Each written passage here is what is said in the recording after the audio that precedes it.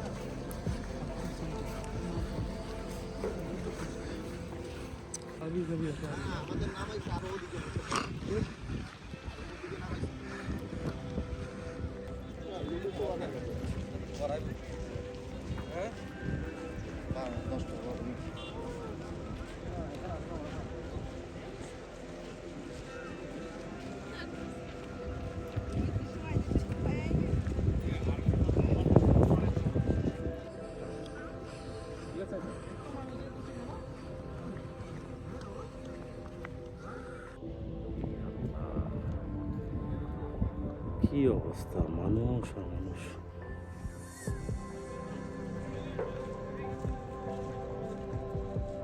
Sorry ভাই, ওই যে আপনি কি জানি বলেন, এটি বলেন তো ভাই। কি আজ ঈদ, ঘরে ঘরে আনন্দ? কি মদিনার ঘরে ঘরে আনন্দ? তারপরে কি দলের দলের লোক ঈদগাহে যাচ্ছি। এই যে লোক ঈদগাহে যাচ্ছে দলে দলে। আসসালামু আলাইকুম, কেমন আছেন সবাই? এই মুহূর্তে আমি দাঁড়িয়ে আছি না, হাঁটছি বাংলাদেশের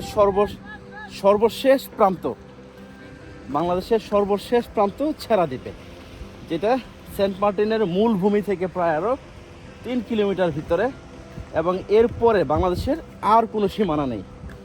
এই অভূতপূর্ব জায়গাটায় আসতে আমাদেরকে অনেক বাধা বিপত্তি পার হতে হয়েছে। আইন শৃঙ্খলা রক্ষাকারী বাহিনীর বাধা, অনেকটা হাঁটতে হয়েছে, কোরালের উপর দিয়ে ঝুঁকিপূর্ণ যাতায়াত, সব মিলিয়ে অসাধারণ একটি অভিযান। ওই যে আমি ড্রোন নিয়ে আসলাম, যেহেতু ড্রোন শট নিব, দিল না ড্রোন শট নিতে। আচ্ছা, এক ভাই ড্রোন উড়াইতেছিল, ওনার ড্রোনটা দেখে প্রশাসনের লোকজন কিছুটা আপনার প্রতিহিংসা পরায়ণ হইয়া ড্রোন উড়াইতে দিল না। বাংলাদেশের সর্বশেষ প্রান্ত এই ছেঁড়া দ্বীপের, একদম সর্বশেষ প্রান্ত। এরপরে আর 1 ইঞ্চিও জায়গাও নেই, একদম এই জায়গায় দাঁড়িয়ে ট্রাভেল ফিল্ড।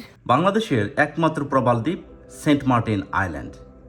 এই সেন্ট মার্টিন আইল্যান্ড এর দক্ষিণে প্রায় 5 কিলোমিটার দূরে অবস্থিত, কিন্তু অসাধারণ সুন্দর একটি দ্বীপ ছেঁড়া দ্বীপ বা ছেঁড়া দ্বীপ। অনেকেই যখন সেন্ট মার্টিন ট্যুর বা সেন্ট মার্টিন ট্রাভেল ব্লগ করতে আসেন, তখন তাদের অন্যতম প্রধান গন্তব্য হয় এই ছেঁড়া দ্বীপ। কারণ এই জায়গাটিকে অনেকেই বলেন বাংলাদেশের সবচেয়ে সুন্দর বেস্ট প্লেসেস টু ট্রাভেল।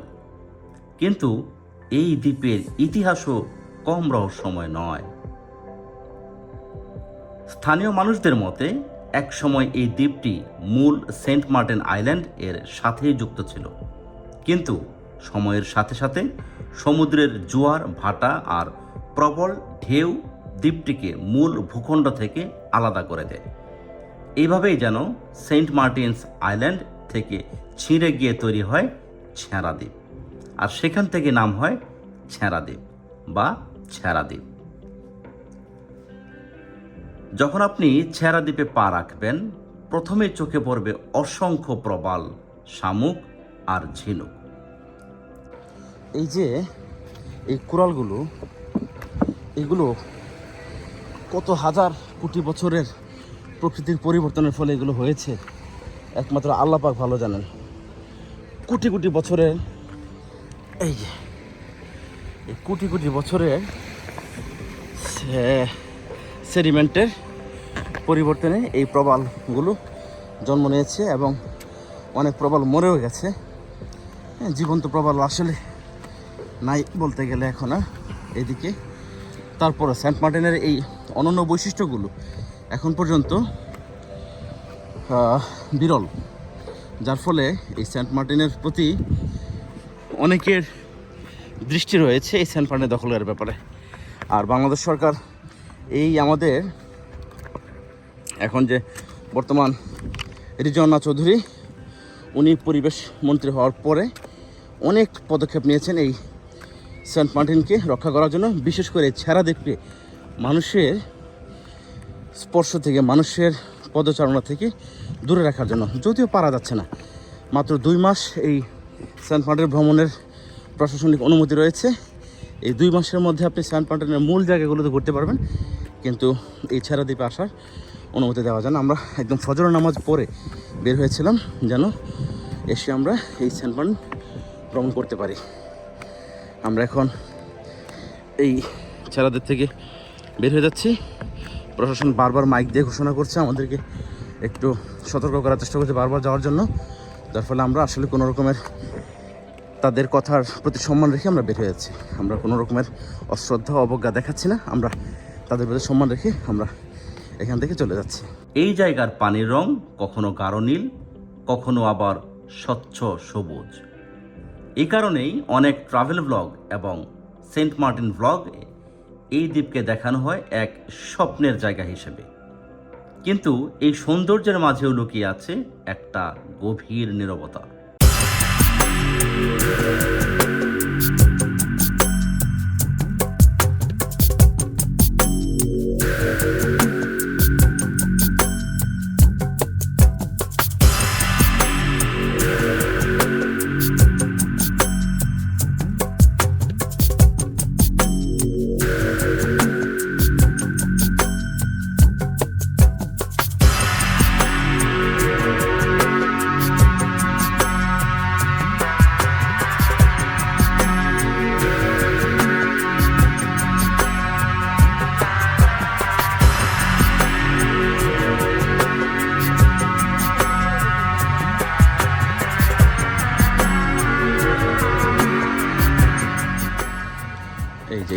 এই জায়গাটা পুরা এখানে কি যেন হয়েছে। আর এখানে আপনাদেরকে আরেকটা জিনিস দেখাই, যে খুবই রহস্যজনক একটা ব্যাপার। এই সেন্ট মার্টিনের এই কিয়া বাগানের, এই নিরিবিলি কিয়া বাগানের ভিতরে এই যে একটা আস্তানা, এখানে একটা গোপন আস্তানা। এই আস্তানাটা কারা করেছে, কি উদ্দেশ্যে করেছে, এটা কেবল তারাই বলতে পারবে, বাট এটা খুবই গোপন আস্তানা। সেন্ট মার্টিনের খুবই গোপন একটা আস্তানা এটা।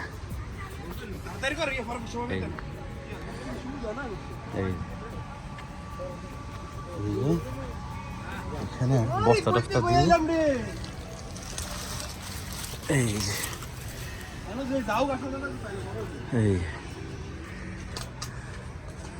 এই গোপন আস্তানা, এই গোপন আস্তানায় জানি কি লেজেন্ড।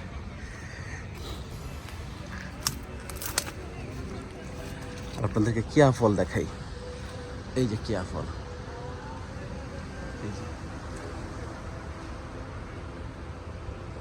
দিনের বেলায় এখানে থাকে পর্যটকদের ভিড়, কিন্তু সূর্য ডুবে যাওয়ার পর এই ছেড়াদ্বীপ আইল্যান্ড একদম নির্জন হয়ে যায়, কারণ সন্ধ্যার পরে এখানে কেউ থাকতে পারে না। সব পর্যটককে তখন ফিরে যেতে হয় সেন্ট মার্টিন আইল্যান্ডে। সমুদ্রের মাঝখানে একা দাঁড়িয়ে থাকে এই রহস্যময় দ্বীপ ছেড়াদ্বীপ। সেন্ট মার্টিন হিস্টোরি এর সাথে জড়িয়ে আছে এই দ্বীপের গল্প। একসময় এই এলাকা ছিল জেলেদের আশ্রয়স্থল। তারা বলতেন এই দ্বীপের চারপাশের সমুদ্র কখনো কখনো অদ্ভুতভাবে আচরণ করে, হঠাৎ করে ঢেউয়ের দিক বদলে যায় আর চারপাশে নেমে আসে এক অদ্ভুত নীরবতা। আজও সেই গল্পগুলো স্থানীয়দের মুখে মুখে ঘুরে বেড়ায়।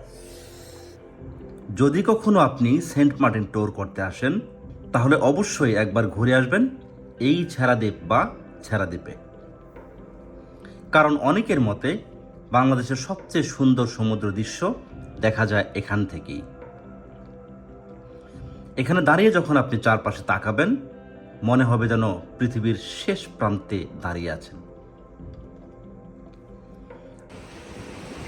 সম্মানিত ভদ্র মহিলা এবং ভদ্রলোকগণ, আমরা আপনাদের একটু অনুভূতি নিতে চাই। আমরা এখন আছি বাংলাদেশের সর্বশেষ প্রান্ত ছেড়াদ্বীপে। আপনারা যদি আপনাদের অনুভূতি ব্যক্ত করার আগ্রহ প্রকাশ করেন, কেউ আছেন? শরীফ ভাই, শরীফ ভাই কিছু বলতে চান? ভাই সেরকম লাগছে। সেরকম লাগছে, বুঝছি। সাদ ভাই, আপনার বিশেষ কিছু বলার আছে এই বিশেষ একটা প্রান্তে দাঁড়িয়ে? বিশেষ প্রান্তে দাঁড়িয়ে হলো যতবারই আসি ততবারই নতুন লাগে। ওয়াও, এর দারুণ ছিল। মুর্শিদ ভাই, ছেড়াদ্বীপে এসে কেমন লাগতেছে? বাংলাদেশের শেষ প্রান্তে ওর উপরে শুধু সাগর, তার উপরে আর কোনো মাটি নাই। ভালো লাগতেছে না? শেষ পর্যন্ত আইসা যে এতটা ভালো লাগতেছে তা ভাষায় পড়ে এই টুটুল ভাই, আপনি তো আমাদের সাথে এই জার্নিতে প্রথম। এই বাংলাদেশের শেষ প্রান্তে এসে কেমন লাগতেছে? অনেক ভালো লাগতেছে স্যার। Good good. রাতেক ভাই, রাতেক আপনি তো ছবি পোস্ট দিয়ে ব্যস্ত, আপনার এই শেষ প্রান্তে এসে কেমন লাগতেছে? ভালো লাগতেছে। ওইদিকে টাইম নাই। আচ্ছা জামাল ভাই, বলেন তো কেমন লাগতেছে শেষ প্রান্তে এসে? অস্বাভাবিক ভালো।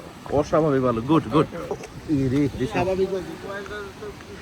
এই যে দেখেন বাংলাদেশের শেষ প্রান্তে এসে মানুষ কিভাবে ছবি তোলে। এই যে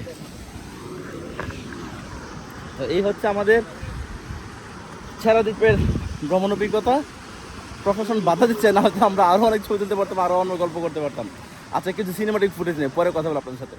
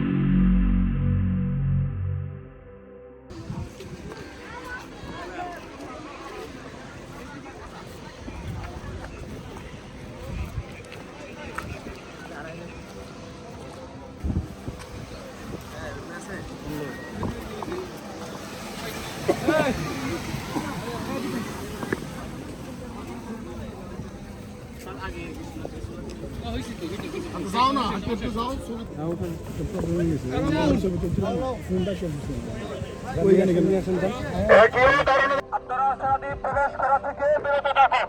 আদেশ ক্রমে পরিবেশ অধিদপ্তর পরিবেশ এবং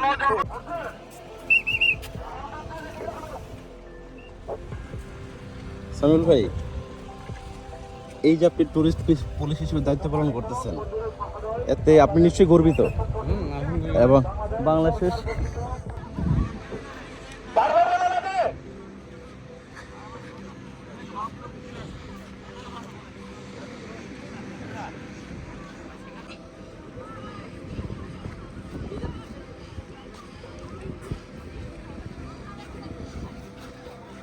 আজকের এই পর্বে আমরা জানার চেষ্টা করলাম বাংলাদেশের এক রহস্যময় দ্বীপ ছেড়া দ্বীপ সম্পর্কে। যদি ভিডিওটা আপনার ভালো লেগে থাকে তাহলে অবশ্যই একটি লাইক দিয়ে আমাদের উৎসাহ দিন। আপনার কোনো মতামত বা অভিজ্ঞতা থাকলে কমেন্ট বক্সে জানাতে ভুলবেন না। আর যদি আপনি চান আমাদের এমন অজানা ইতিহাস, রহস্য আর ভ্রমণের গল্প নিয়মিত দেখতে, তাহলে এখনই চ্যানেলটি সাবস্ক্রাইব করে পাশে থাকুন। এই সিরিজের অন্যান্য পর্বগুলোর লিঙ্ক ডেসক্রিপশন বক্সে দেওয়া আছে।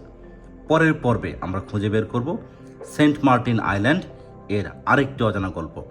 ততক্ষণ পর্যন্ত ভালো থাকুন আর খুঁজে যান পৃথিবীর লুকিয়ে থাকা রহস্য।